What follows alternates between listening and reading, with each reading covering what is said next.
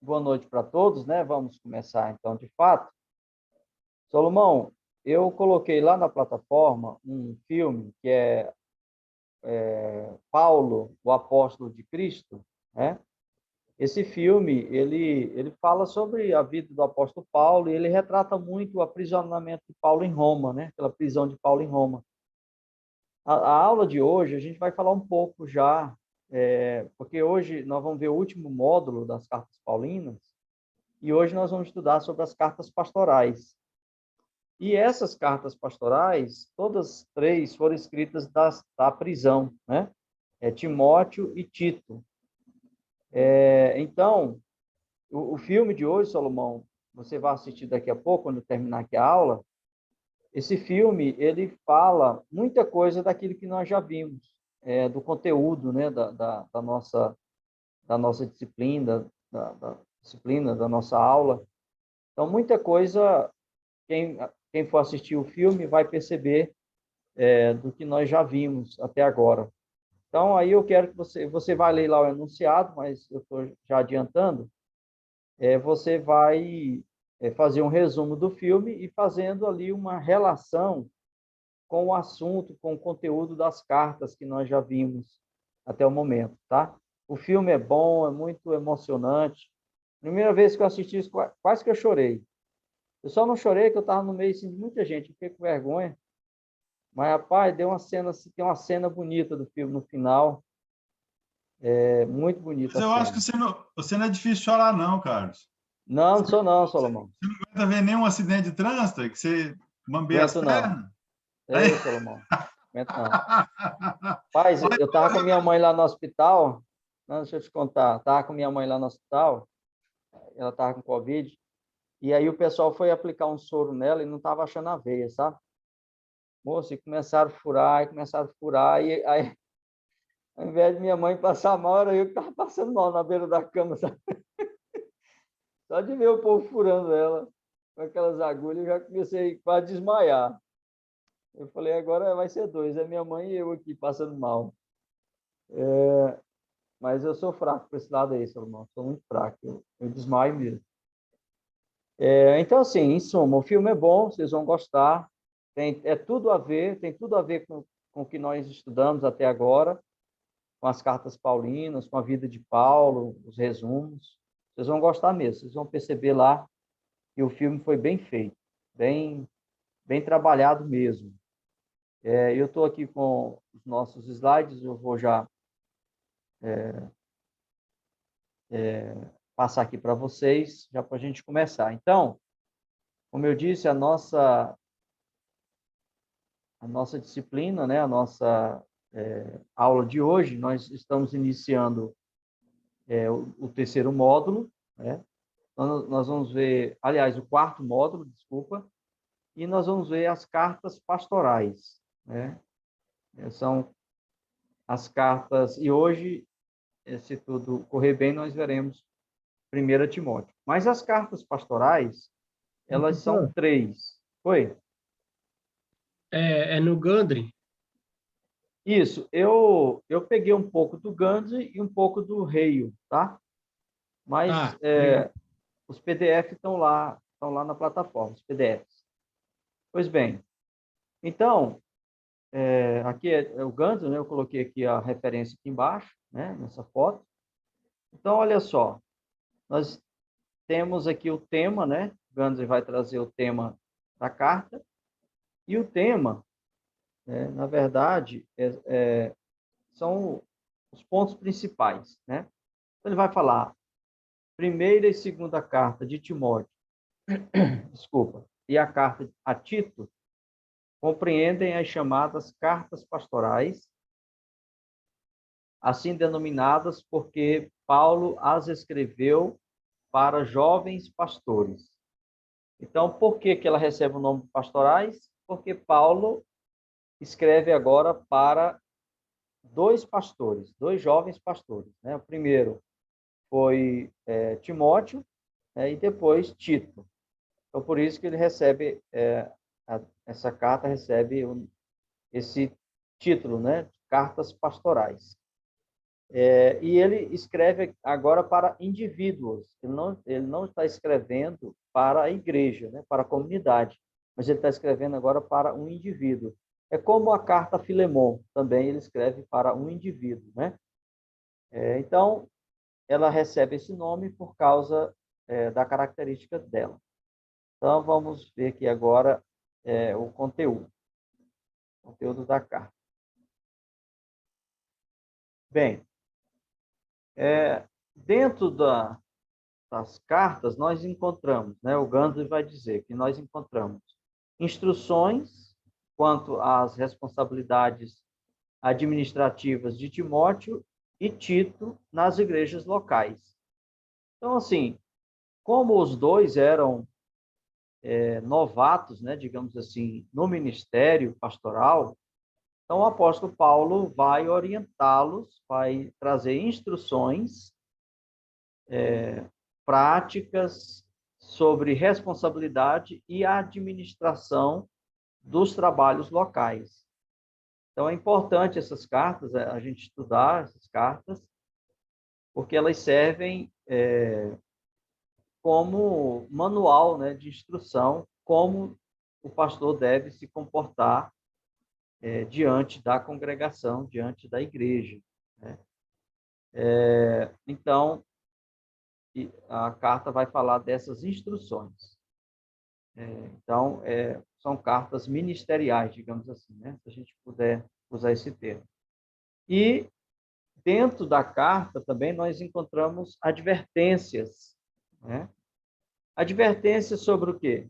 Advertências sobre heresias e questões pessoais, né?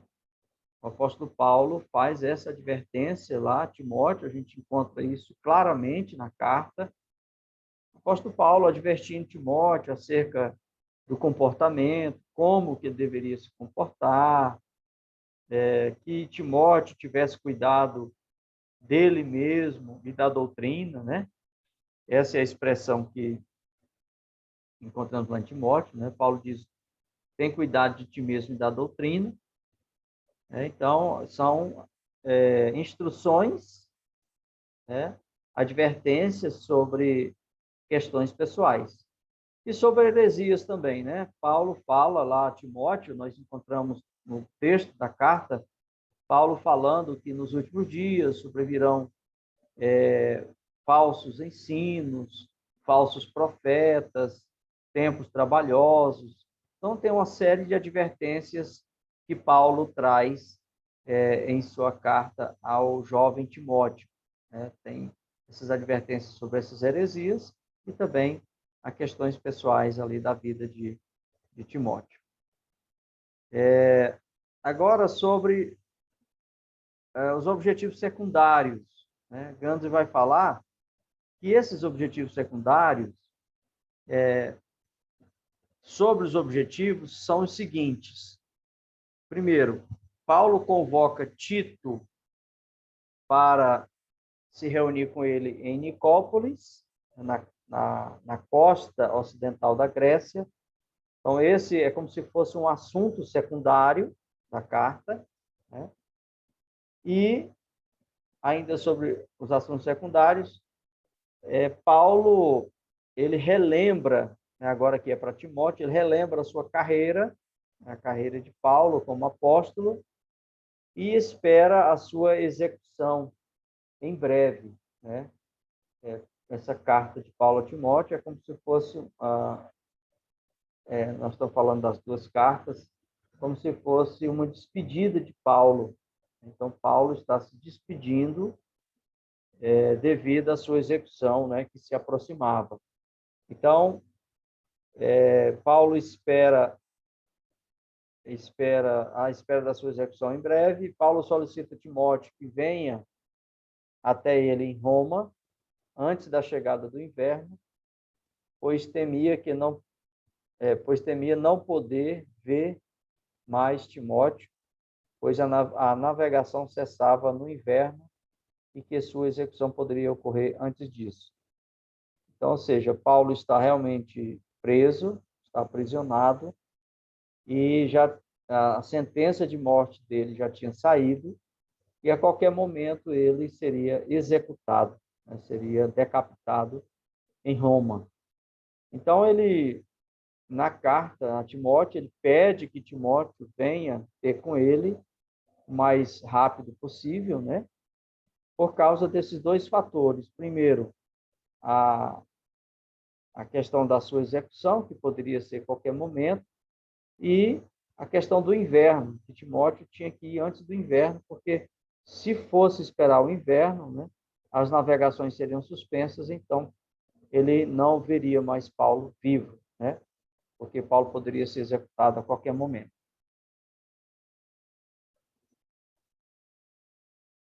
Agora, sobre a autenticidade, né, das cartas paulinas, das cartas pastorais, iguais às outras cartas, os outros textos de Paulo, as cartas pastorais também, elas sofrem críticas em relação à autenticidade. E eu creio que das cartas atribuídas a Paulo, as pastorais são as que mais recebem críticas, né? Mais recebem ataque com relação à autenticidade. A autocrítica quer dizer, né, quer acreditar que essas cartas não são de Paulo. Então, sobre essa autenticidade, os estudiosos da alta crítica lançam dúvidas sobre a autenticidade das cartas pastorais, muito mais do que qualquer outra obra que se declare de autoria paulina. Então, é o que eu acabei de falar para vocês. Sempre o pessoal da alta crítica lançam essas dúvidas. Esse pessoal da alta crítica, eu já falei com vocês, a grande maioria são pertencentes à teologia liberal. E, por causa disso, eles lançam dúvidas a todo tempo em relação à palavra de Deus, à legitimidade, à veracidade, à autenticidade. Todo tempo esse pessoal lança dúvidas, né? É como se fosse, se a gente fosse comparar com um partido político, é como se eles fossem da esquerda. Sempre estão procurando uma coisa para lançar dúvida, para atrapalhar o andamento da igreja, né? Da obra, da teologia, esse pessoal da autocrítica, da teologia liberal. Então, aqui não é diferente. Eles, então, lançam essa dúvida sobre essa autoria. Então, vamos ver um pouquinho sobre isso. De acordo com a opinião de que as cartas não sejam de autoria paulina, o autor seria um pseudomínico do segundo século que se passava e escrevia usando a autoridade de Paulo para combater o gnosticismo predominante na época. Então, esses estudiosos da alta crítica, eles então argumentam dizendo que quem escreveu a essas cartas pastorais foi um pseudo-autor, né? O que é um pseudo? É um falso, né? Um falso autor, que escreveu essas cartas querendo combater o gnosticismo, né? Porque nessa época de Paulo já havia muitos traços parecidos com o gnosticismo que apareceu mais tarde, depois que Paulo foi morto. Então, eles querem dizer que essa carta ela não é de Paulo. Por quê? Porque o gnosticismo ele veio aparecer depois da morte de Paulo. Então, como as cartas combatem o gnosticismo, então não pode ter sido de Paulo as cartas. E eles dizem, então, que foi um falso autor, né? Um autor que usou o nome de Paulo e a autoridade de Paulo para escrever essas cartas. Então, esse é um dos argumentos, né? Então, vamos continuar.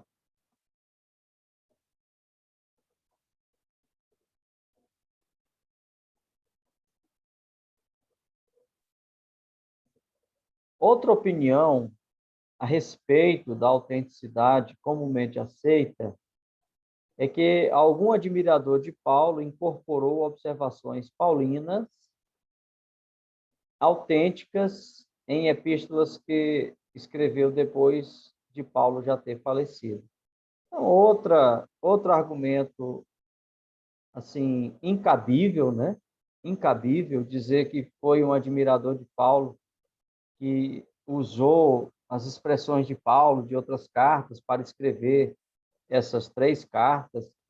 Então, são argumentos que talvez convença alguém que não estude a teologia, né? Porque alguém que estude a teologia, eu não acredito que seja convencido com esses argumentos. O que é que vocês acham? Vocês acham que esses argumentos são convincentes? Tem alguém comigo aí? Eu estou falando sozinho. Muito furado esse argumento. Pois é, Muito exatamente, furado. Salomão. Não tem fundamentação, não. Eu creio assim, Salomão, para alguém acreditar num argumento como esse, a pessoa tem que ser muito fraco na teologia para aceitar um argumento como esse. Mas, pasmem, tem pessoas que acreditam nesses caras. Infelizmente, tem pessoas no nosso meio, no nosso seio, no seio da igreja pentecostal, que é apaixonado pela teologia liberal e acredita nesses caras, bebe na fonte desses caras, e esses caras são como câncer na teologia ortodoxa. A todo momento os caras estão procurando falhas, estão procurando alguma coisa de erro para tirar toda a autoridade das escrituras. E o pior de tudo é que esses caras encontram apoio, né, em muitas denominações. Infelizmente, professor. O Alexandre pediu para falar. Deixa eu fazer uma pergunta, professor. Aquele Caio Fábio, ele é um desses liberais? Olha, o Alexandre, o Caio Fábio, ele não entra nessa categoria, porque o Caio Fábio ele nem se considera evangélico mais, né? Ele não se considera. Ele diz que esse negócio de evangélico aí é uma criação da teologia, e esse cristianismo que a gente tem... Pessoal, tem só 10 minutinhos, daqui a pouco a gente volta. Ele fala que esse cristianismo que a gente acredita e que desenvolve não é um cristianismo bíblico, não é de Jesus. Então, Caio Fábio, ele tá fora disso aí. Ele é uma outra categoria. Ele é um apóstata. Não tem nem como classificar, né? Não tem classificação. Ele é outra categoria. Ele acredita em Jesus, só que ele não acredita na teologia. Essa teologia que a gente acredita, que a gente defende, ele diz que é toda uma construção humana. Então, ele é totalmente... ele tem outro pensamento. Depois que aconteceu tudo na vida dele, então ele realmente houve uma negação total de qualquer questão de cristianismo e de teologia. Ele está noutra... como que eu falo para vocês? Ele está noutra categoria mesmo de fé, né? Só você escutá-lo e você vai entender. Dá para que ele perceber. realmente ele está fora de qualquer categoria dessa que a gente defende, que a gente acredita. Então, É mais que um crítico, né? na verdade, para ele, todo esse sistema que a gente vive é um sistema falido, um sistema caído, um sistema humano e que não tem nada a ver com o Evangelho de Jesus. Então, se ele fala isso, não tem como nem você discutir, não tem como você conversar. Ele é uma negação total mesmo dessas questões. A gente tem que entendê-lo, né? Tem que entendê-lo primeiro para depois classificá-lo. Uhum. Entendeu? Mas, beleza. Contudo, aí agora tem um contra-argumento. Obrigado, Alexandre, aí, pela participação, tá? Agora aqui vai dizer que, contudo, agora é um contra-argumento, né? Um único contra-argumento que derruba todos os argumentos aqui da autocrítica. E esse contra-argumento é o seguinte, que eles não explicam, esse pessoal não explica a presença de elementos tão pessoais a respeito de Paulo encontrados, né, elementos encontrados na carta.